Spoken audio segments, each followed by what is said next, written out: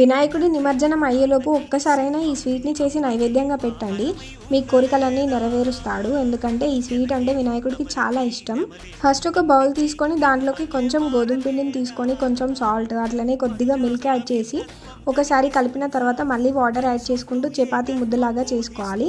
లాస్ట్కి కొంచెం oil apply చేసి 10 మినిట్స్ పక్కన పెట్టుకోవాలి. 10 మినిట్స్ తర్వాత వీడియోలో చూపిస్తున్నట్టుగా చేసుకొని పిండిలో వేసుకోవాలి. అలా వేస్తే ఒకదానికొకటి అతుక్కోకుండా ఉంటాయి.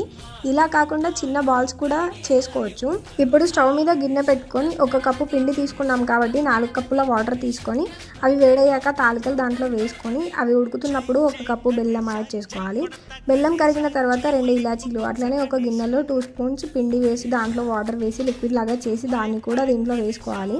ఇప్పుడు కొద్దిగా నెయ్యి అట్లనే ఫ్రై చేసి పెట్టిన డ్రై నట్స్ని వేసుకొని మంచిగా కలుపుకోవాలి. చాలా టేస్టీగా ఉంటుంది. వీడియో నచ్చితే లైక్ చేసి సబ్స్క్రైబ్ చేసుకోండి.